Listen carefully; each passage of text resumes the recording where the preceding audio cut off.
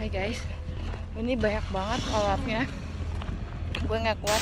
Sini lihat gitu, aku harus bersihin.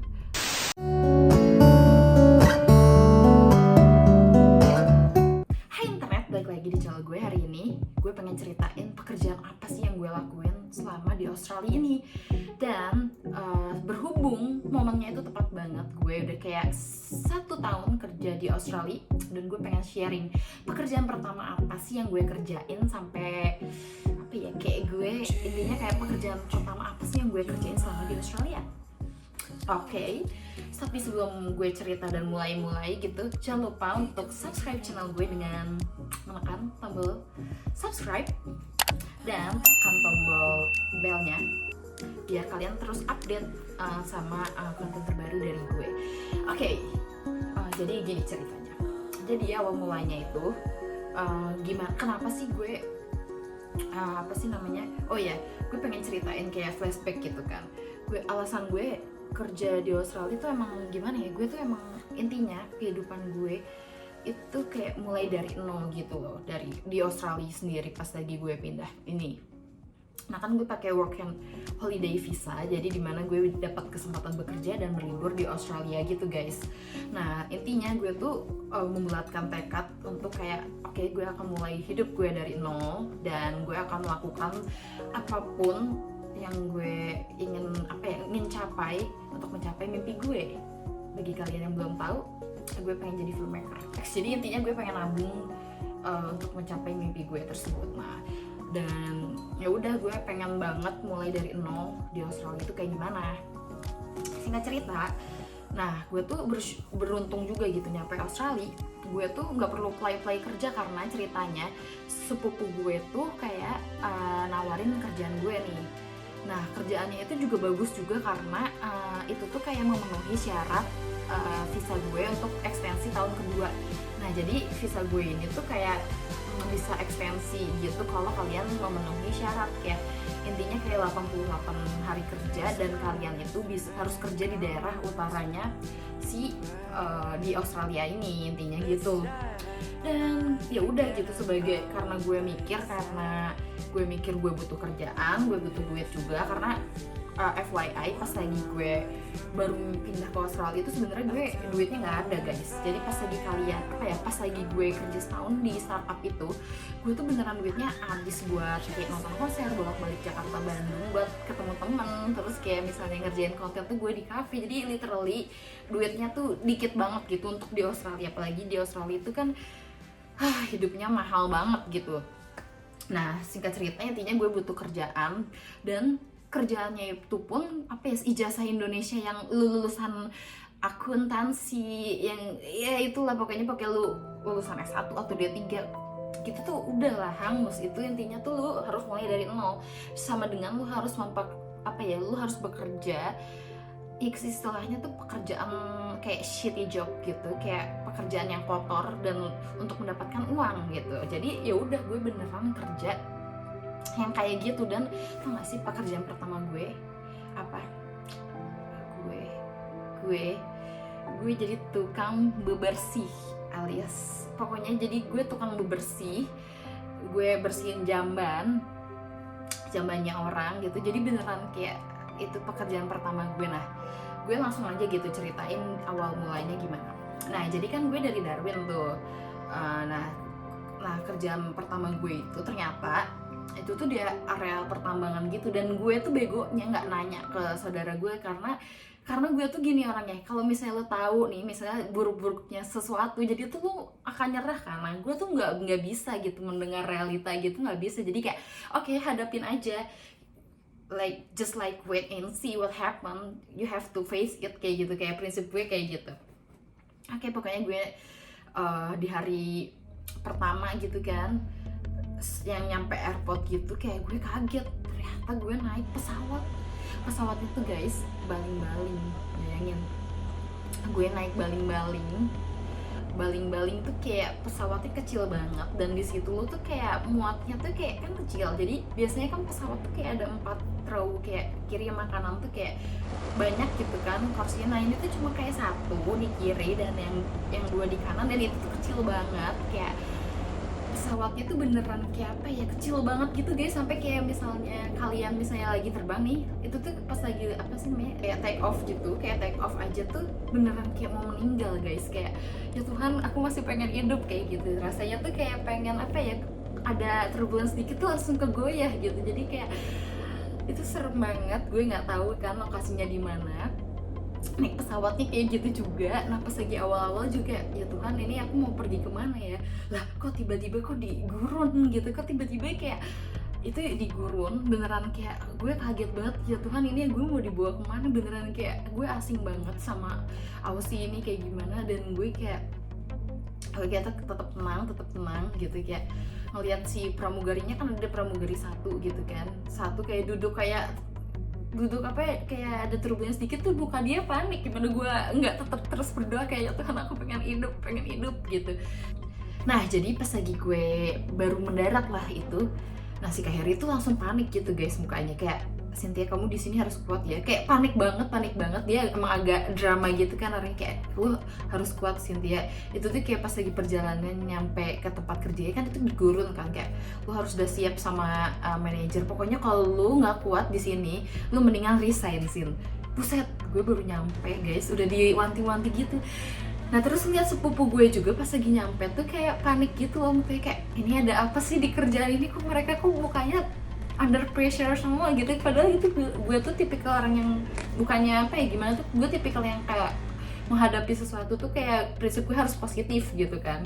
Hai guys, gue udah nyampe di Wood Creek dan saudara gue akan pergi meninggalkan gue dan katanya akan banyak drama gitu, lo nggak tahu. I just brace myself. Coba gimana?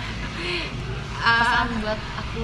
Ini tempat paling indah buat training. Kalau kamu bisa survive di sini, kamu bakal survive di manapun tempat lain. Ya. Thank you loh. Nah, aku udah lulus 4 bulan di sini. Oke, I just pray. Jadi di malam pertama tuh gue bersyukur sih. Jadi pas lagi gue itu tuh nggak langsung disuruh kerja sama manajernya, jadi disuruh kayak naruh bareng di kamarnya. Dan ini kamarnya kecil banget kan. Tempat gue akan menginap di camp pekerjaan pertama gue. Ini doang bisa buat happy. Gue hanya bisa berusaha tersenyum. Lihat barang-barangnya, ada TV, ada kulkas, dan gue akan room tour. Ya, ini tuh kamar mandinya. Gue harus lebih strong di sini. Dia saksi kehidupan gue. Nah di sini guys, nah gue disuruh tidur tuh. Nah karena di hari itu tuh orang-orang pada panik ya, kayak ini kenapa sih orang-orang pada panik ya, gue jadi ikutan takut gitu loh guys di malam itu. Kayak terus kayak kan gue ngerasa asing banget ya, karena bayangin guys di video sebelumnya tuh kan kayak gue tuh happy banget gitu kan di Perth, kayak gue tuh wow like yay, kayak ini di luar negeri, di Aussie boleh banget gitu kan, asik gitu kerjaannya, gue ke pantai liburan sama kakak gue. Terus kayak pas lagi ngeliat di hari itu kayak semua berubah. Gue aja lihat Darwin tuh kayak hah ini beneran Australia kayak gini gitu, kok kayak gini sih, lembab terus kayak kok jelek banget gitu. Jujur aja guys, sebagai orang Indonesia aja gue ngeliat Darwin tuh sedih gitu kan awalnya. Terus udah gitu sekarang di gurun guys, beneran literally gurun. Itu beneran apa ya, kayak pikiran gue waktu itu kacau. Di malam itu gue telepon lah sahabat gue si Visa, gue nangis dong di malam itu, kayak gue gimana ya, gue nggak ngerti ini harus kayak gimana, tapi gue harus hadapin ini, gue nggak mungkin nyerah Vis gitu pokoknya drama lah, nangis lah. Pokoknya akhirnya gue tidur, bangun jam 6 induction bla bla bla, kayak apa sih ke daerah pertambangannya gitu, diliatin sekilas. Ya udah oke, gue kayak oke, gue akan ready. Nah langsung masuk ke pekerjaan. Oke guys, ini tuh hari pertama kerja aku. Doain ya guys, aku sebenarnya deg-degan banget parah. Ya iyalah, gue di industri pertambangan tuh jujur gue nggak pernah kebayang akan bekerja seperti ini, tapi ya gimana lagi kan, untuk mengisi CV gue perlu ada experience dimanapun lo berada. Jadi mau nggak mau gue ambil pekerjaan yang sangat menurut gue ini sangat beresiko bagi gue, pun cuma cleaning doang gitu nih. Lihat nih bajunya. Alright. Oke, gitu aja geng. Bye.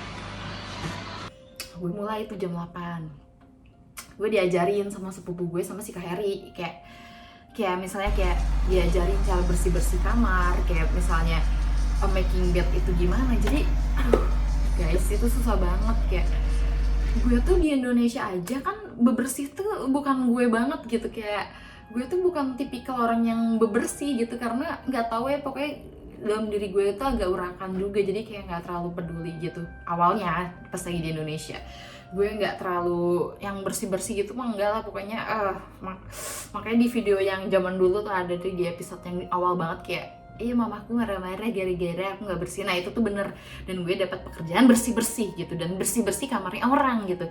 Tapi ya udah, gue di situ kayak nggak, ini pilihan gue, ini kehidupan yang gue pengen jalanin gitu kan.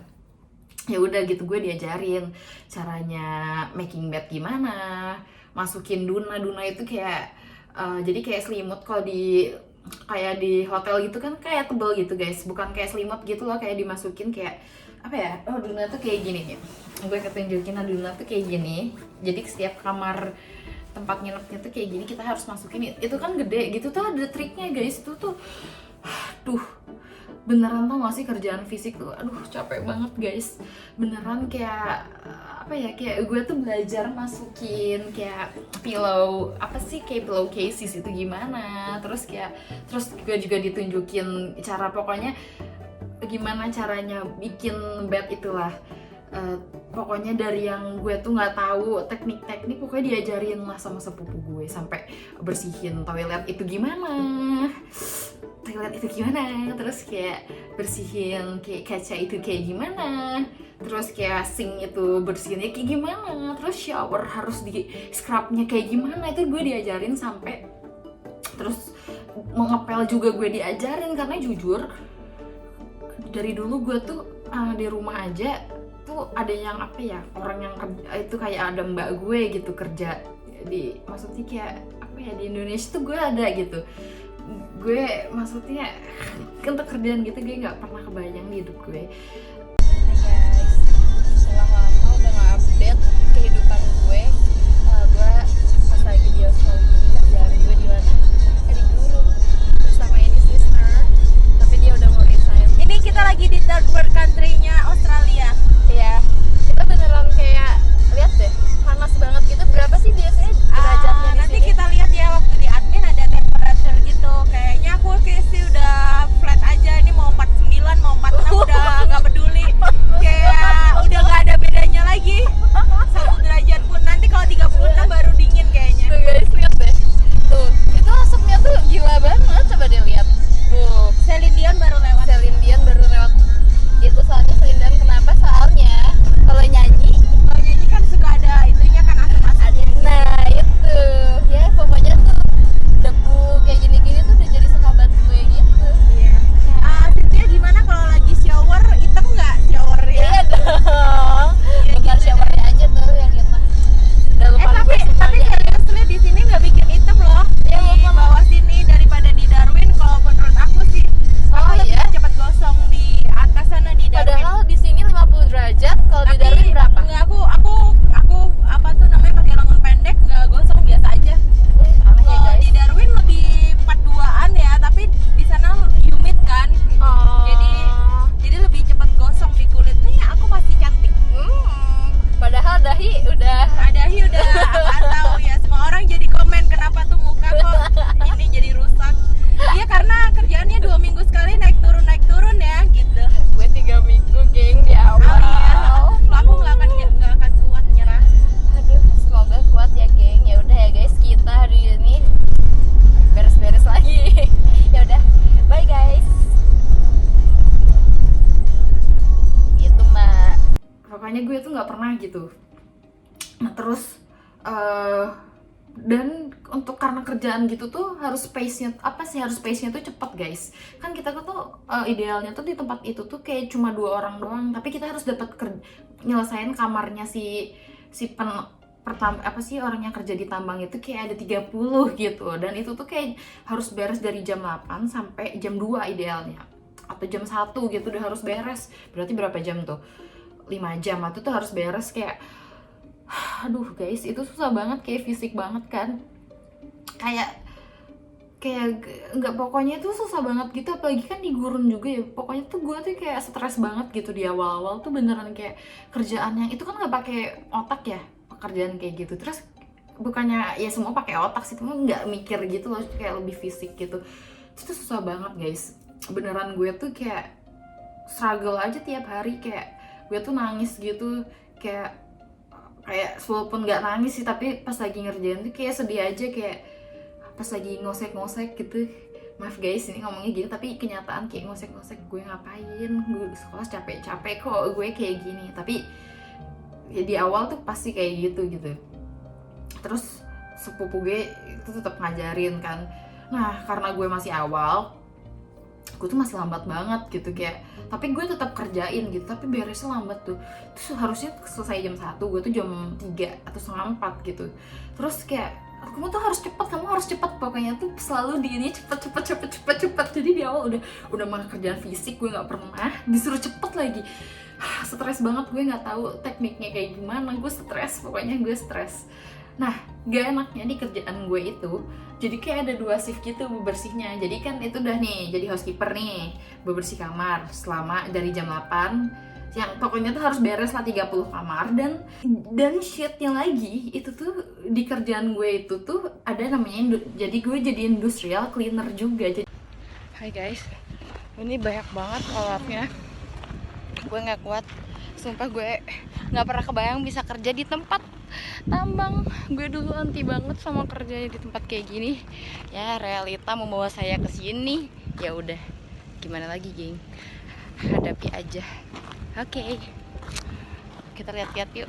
Jadi gue tuh, jadi kan kalau di pertambangan itu tuh apa ya namanya? Jadi tuh kayak ada kantornya gitu, dan pokoknya tuh ada kantornya gitu, kayak misah-misah. Jadi kayak proses dalam suatu pertambangan itu tuh kan kantornya beda-beda gitu. Nah kita tuh harus ngebersihin si kantornya tersebut. Jadi shift malamnya tuh jam 5 sampai jam 10 atau jam 11 kita tuh harus bersih-bersih di yang kantornya itu. Jadi bayang gak sih, lu gak pernah kerja fisik, terus kalinya kerjaan fisik lu tuh kayak full time, pasti kayak beneran dalam 24 jam tuh hampir separuh atau 3/4 hidup lo tuh bebersih. Lo kebayang gak sih? Jadi gue kayak, dan itu di gurun, dan itu stres banget guys. Kalian bisa lihat lah di video ini kayak gimana stresnya gue. Kayak gue kaget, kayak mulai dari suhu, dari yang panas banget, angin, terus kayak misalnya pokoknya tuh semua kayak baru aja gitu. Hai geng, ini udah hari ke-seminggu gue kerja. Ngomong-ngomong, dari perjalanan ini, tau gak sih, gue kan naik mobil. Yang gue rasain kelihatannya adem kan kalau di video. Enggak sama sekali, ini angin aja panas gitu. Agak bingung gue. Aduh, namanya, tapi gimana lagi ya geng, ini adalah sesuatu yang harus gue hadapin. Ya wes lah, gitu aja updatean gue dengan angin yang panas di mana mbak ini? Di Batu Creek. Oke, googling aja tuh Batu Creek itu kayak gimana. Oke, see you guys, bye. Minggu keduanya gue kerjanya di dapur guys. Jadi gue jadi tukang kitchen hand.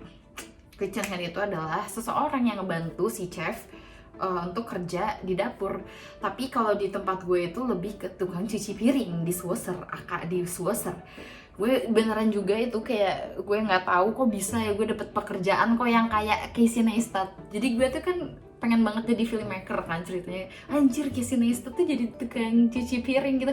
Lah hidup gue sekarang jadi tukang cuci piring gitu kan. Jadi kayak wow gue jadi tukang cuci piring loh. Tapi kalau yang di tempat gue waktu itu jadi tukang cuci piring tuh gue masih lebih ini sih, struggling juga gitu karena susah banget guys. Jadi pace-nya harus cepat juga, jadi kayak harus harus tahu tekniknya, walaupun nyemprot gitu, tapi lu tuh harus kayak ini yang susah digosok mana, pokoknya ribet banget. Jadi kayak jadi itu kan kayak ada dining room gitu. Nah itu tuh kayak kita harus sambil nyuci, kita harus kayak oh ini kayak saladnya habis, pokoknya harus kayak fill up kayak everything in the brand Mary gitulah, nggak tahu sebutannya apa. Intinya kayak di kulkasnya, terus kayak intinya kita harus siaga kayak apa yang habis, susu habis, terus kayak pie habis, pokoknya tuh semua gue harus belajar bolak-balik sambil nyuci piring segala macem. Nah di situ tuh gue masih lebih jago gitu kan, cuci piring segala macem. Nah tapi gue tuh di awal-awal tuh guys, gue tuh kayak karena tuh harus bersihin dining room kan ya. Nah balik lagi ke teknik gue, tau gak sih kayak lap meja itu, lap meja tuh gue kayak lambat banget.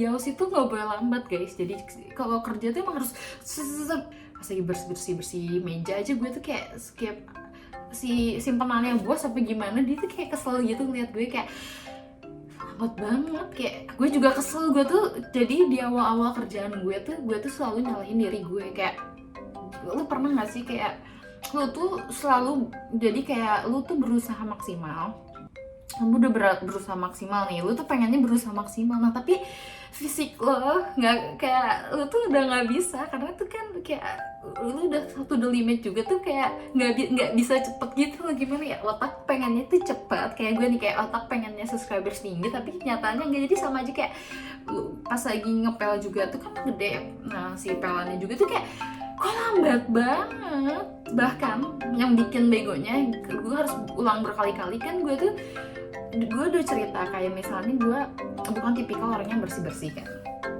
itu namanya kayak gue nyapu aja tuh kayak pas lagi gue mau ngepel tuh kayak ada bercak jadi coklat karena gue nggak bersih apa namanya sapunya. Jadi kayak ini guys, ngolesin Nutella sebutannya. Jadi kayak gue ngepel tapi kayak ada lumpur gitu lah, kayak itu kayak gitu dulu gue. Nah ngepel itu apa ya, beneran diinin banget guys. Kayak gue tuh sampai mikir kayak kok apa ya, usaha gue di hidup gue kok lu udah berusaha nih dari dulu, udah so ambis gitu kan, udah ambis, udah aktif sana sih dari aku sekolah tuh beneran kayak apapun tuh aku kejar gitu kan.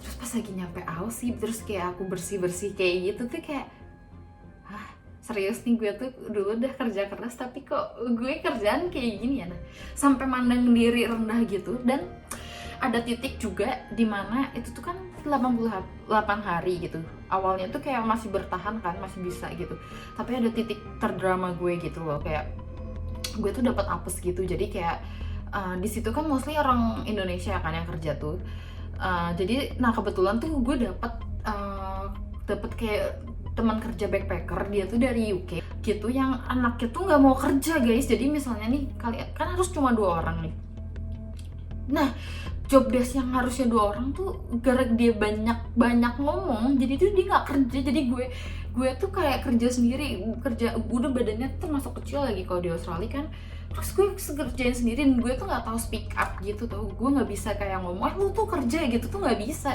Apalagi gue tuh lebih fokus on myself juga gitu loh, kayak anjir ini nyebelin banget. Kayak sampai ada titik dimana gue tuh, jadi waktu itu kan kerjaan gue tuh jadi struggle di 1,5 bulan, itu udah 1,5 bulan kerja di situ, kayak kok gue masih lambat gitu kan kerjanya kan. Gue tuh apalagi sekarang partner gue bukan orang Indo, kalau orang Indo tuh kayak masih baik gitu, cepat lagi, terus kayak dibantuin kayak sih ini tuh harusnya gini-gini gitu sama teman gue, ada namanya Kak Arin. Hai Kak Arin, thank you ya waktu itu udah apa namanya kayak udah bantuin gue. Jadi kayak dia sesepuh gue juga yang ngajarin kayak teknik-teknik membersihkan gitu kayak. Terus gue sama orang hitam ini, terus dia bayangin kerja dari jam 7:30, beres-beres jam 4. Itu berapa jam guys? Kalau dihitung itu 4 jam, 7 jam, 8 jam. Itu gue nggak itu illegal sih, gue beneran nggak ada istirahat, beneran langsung bersih tapi karena kemampuan ini lambat, jadi kayak gue baru beres jam 4, padahal kita tuh harus ada shift jam 5 sampai jam 11 untuk ngebersihin cleaning yang itu industrial itu guys.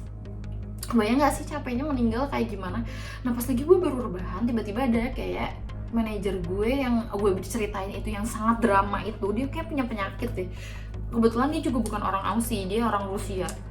Dia galak banget guys. Tau gak sih kalau marah-marah itu ya, dia bener ngegedor kamar, "Koy bangun" gitu kan. Anjir gue udah capek banget.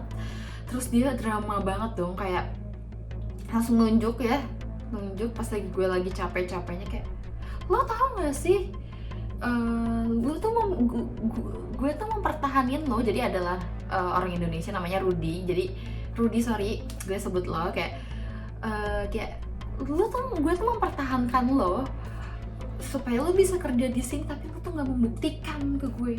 Dan yang bikin kesel tuh ya, yang hitam itu cuma ngeliatin, padahal tuh yang itu tuh padahal dia juga kayak bikin lambat gitu, tapi bukan yang gue nyalain, tapi kenyataannya gitu. Tapi gue waktu itu kayak nangis, kayak gue ngeliat ke bawah kayak, ini beneran gue kayak ginian sama orang. Dan itu tuh ada kayak miners yang lewat, kayak penambang gitu, kayak lewat ngeliatin gue, kayak gue kayak gituin guys, lagi capek fisiknya, terus dimarahin sampai kayak gitu. Terus gue sampai kayak lihat ke bawah, tapi gue tetap kerjaan, badan gue capek, gue pengen nangis, pengen nyerah gitu.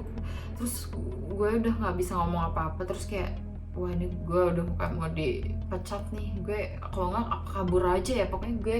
Tapi pokoknya gue lanjutin kerja. Terus gue tetap lanjutin shift malam gue. Jadi dihitung-hitung kerjaan gue waktu itu 14 sampai 15 jam without break. Beneran itu parah banget sih. Gue dapat makan sih, maksudnya gue makan, tapi di saat itu nggak tahu, drama banget. Intinya tuh kayak 15 jam dari 24 jam, lu bayangin kayak itu kerja terus. Jadi beneran kerja fisik mulu. Momen terendah gue adalah ketika gue saat bersih-bersih situ Jamban di toilet di bagian di mananya tuh, kayak toilet di bagian tempat kerja si penambangnya itu. Jadi kan gue kerja nih sama orang Rusia sama orang Finlandia. Nah itu kan yang dua bule tuh kan. Nah kebetulan yang ini tuh si manajer sama yang Finlandia ini tuh dia kayak sohib gitu guys. Nah gue sendiri kan. Nah tapi gue tuh kayak kesel gitu kan. Aduh, walaupun si yang Rusia ini kayak kayak udah kayak ya udah sok-sokan baik sama gue, tapi kayak gue ya udahlah gue kerjain. Bayangin guys, dia tuh kan orangnya tipikal yang perfeksionis banget. Pokoknya tuh yang kotor, pokoknya tuh job desk yang harusnya nggak ada tuh dia ada-adain. Jadi tuh dia kayak nyuruh, kasihlah kita job desk bebersih toilet gitu. Toilet jorok banget, bisa dilihat di foto ini. Jadi kotor banget kan ini kan. Si toiletnya tuh kayak gimana, itu beneran kotor banget, bau banget. Itu tuh di daerah workshop gitu, yang dimana kotor dan flushnya dari dinding-dindingnya kalian bisa lihat, lantainya bisa lihat, terus kayak toiletnya bisa dilihat gitu. Aku harus bersihin toilet di dalamnya, dan aku harus menggosok hingga harus bersih guys. Dan yang bikin kesel kenapa? Ini kayak ada sentimen rasisnya juga ya. Jadi nggak tahu kenapa ya, bagian ngegosek gitu guys. Gue yang dua ini tuh cuma nyemprot doang dari luar kan, bangsat gitu guys. Tapi di situ gue nggak bisa melawan karena dia manajer gue gitu. Kayak gue kayak di momen itu kayak mau nangis gitu loh, kayak ini beneran gue ngerjain ini, kayak gue nge-scrub dinding toilet sampai yang harus kinclong, terus kayak dia tetap ngomong itu kotor ya. Gue tahu itu kotor tapi gue harus bersihin, kayak sambil gitu guys agak drama, kayak gue udah sekolah susah-susah ngapain gue gini. Tapi terus inget mimpi lagi, kayak kan gue nggak bisa nyerah, kayak ini pilihan gue. Dan kalau misalnya gue balik ke Indo pun gue juga nggak mau jadi akuntan gitu, tapi juga kayaknya nggak keterima karena gue backgroundnya juga udah bukan akun banget. Jadi kayak nggak mungkin aku balik ke Indo, aku harus go internasional. Sambil ngegosek sambil nangis kan, kayak kenapa ini bisa terjadi. Sebenarnya di luar kayak semprot doang, kayak gampang gitu semprot doang guys. Tapi ya sambil itu kayak ya udahlah dinikmatin. Tapi lihat guys, ini toiletnya bisa sebersih apa, bisa dilihat toiletnya bersih banget kan. Ya ini adalah pekerjaan dari gue gitu kan, itu adalah kebanggaan gitu. Itu guys yang momen terendahnya. Tapi ya udahlah, biasa aja sekarang tuh. Gue beneran kayak kayak gue menyerah deh. Gue mau nyerah tapi tuh gue masih inget gitu kan, gue tuh goal gue harus finishing kayak harus selesaiin itu sampai 88 hari karena gue udah 1,5 bulan gitu di sana. Masa gue nyerah, kan nggak mungkin gitu kan. Udah gitu kan, ya udah gue masih inget goal. Oke, gue masih pengen beli kamera dan harus ada beberapa tabungan untuk gue bertahan untuk next kehidupan selanjutnya, karena hidup nggak cuma buat hari ini, harus sampai besok juga gue harus mikirin gitu. Kayak gue nyerah aja sampai gue telepon nyokap malam itu kayak mah aku gimana ya ini, aku nggak kuat mah, kayak kamu tuh harus bertahan, selalu kayak gituin. Terus kayak teman-teman aku juga kayak awalnya kayak support tapi ya udah sih, kalau mau resign aja gitu. Jadi tapi untungnya waktu itu tuh gue setelah kejadian yang drama itu tuh gue langsung libur. Oh iya, lupa ceritainnya. Jadi tuh di tempat kerjaan gue itu dapat libur jadi nggak, sistem kerjanya kan 2 minggu sama seminggunya libur. Jadi tuh kayak pas lagi gue stres-stresnya itu tuh selalu libur semingguan. Jadi tuh selalu kayak udah stress relief, balik lagi ke drama. Pokoknya tuh kayak gitu-gitu terus kan.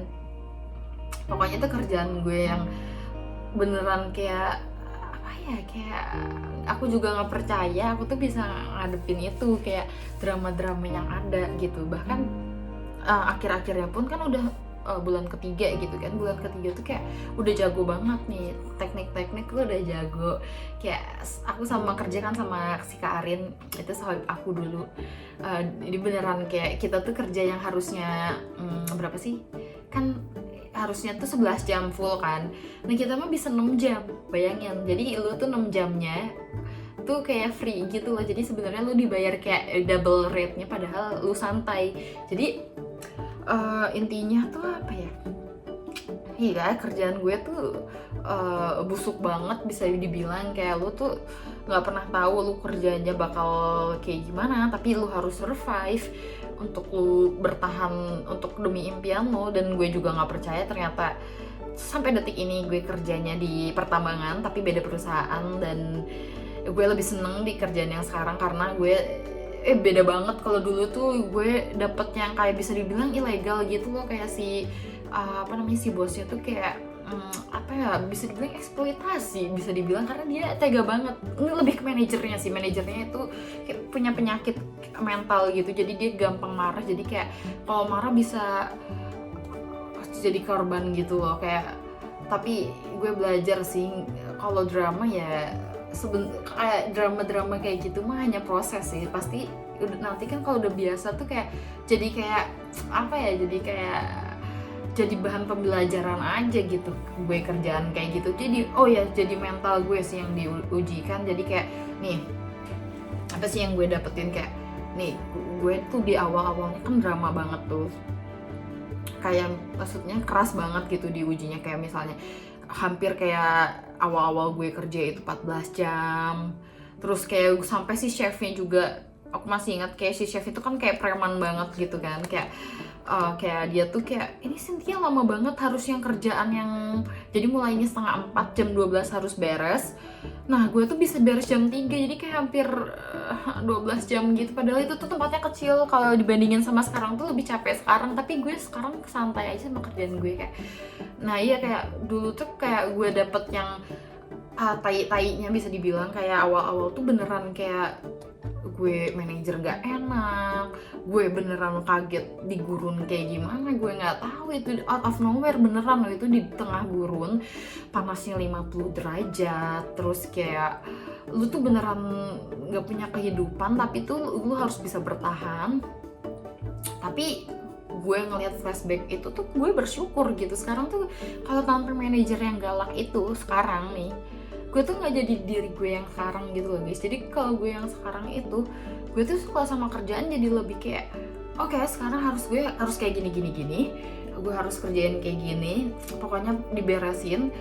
Dan walaupun ada masalah juga tuh sekarang jadi kayak biasa aja. Maksudnya kayak biasa aja, karena dulunya udah dididiknya keras gitu. Maksudnya kayak sekarang sih malah di tempat kerjaan gue kan sama orang Aussie, jadi nggak separah, maksudnya nggak parah sih, baik banget kalau yang sekarang. Tapi jadi gue tuh punya standar sendiri, kayak nggak kayak gini tuh harus kayak gini, harus bersih, harus segala macam, harus pokoknya beneran gue tuh punya standarnya sendiri untuk membersihkan. Walaupun kerjaan gue bersih-bersih, tapi itu gue tuh punya prinsip nggak, walaupun gue jadi tukang bersih-bersih, gue harus jadi tukang bersih-bersih yang paling bersih gitu. Jadi kayak walaupun jadi tukang bersih yang bersih, tapi lu tuh harus punya tingkat apa ya, kayak lu harus mikir kayak efektif gimana caranya. Lu misalnya kamar tuh misalnya berapa menit, gue meminimalisir biar jam kerja gue pendek gitu.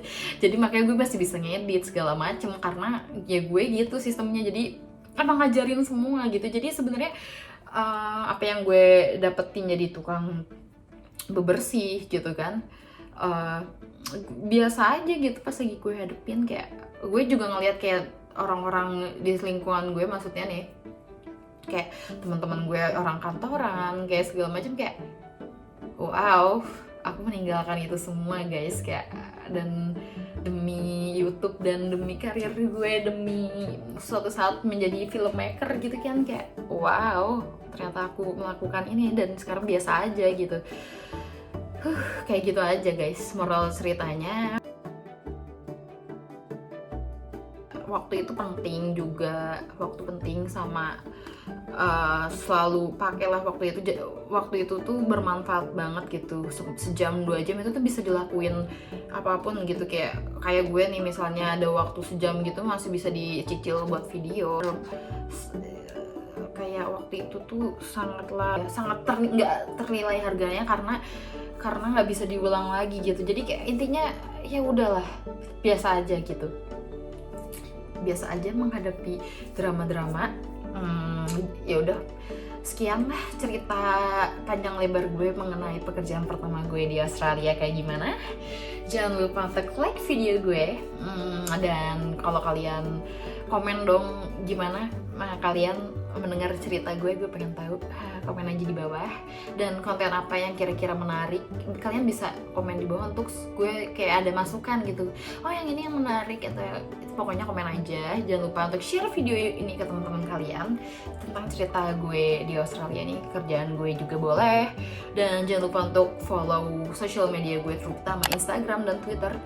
Tapi Instagram deh guys, biar kalian tahu selain gue buat YouTube, gue juga foto-foto. Jadi kalian bisa lihat foto-foto gue.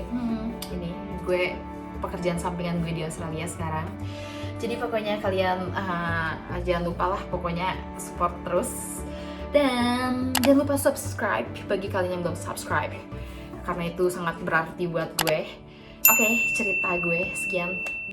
Bye guys, makasih udah mau dengerin. Hai guys, apa yang terjadi ketika kita berlawan dengan apa? Badai dan hujan. Oke. Muka kita kayak gembel banget. Apalagi gue kan guys, kalau dia rambutnya kan masih lurus, kalau gue. Kita lagi apa nih kak?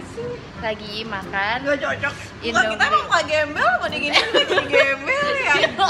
Kita anjir.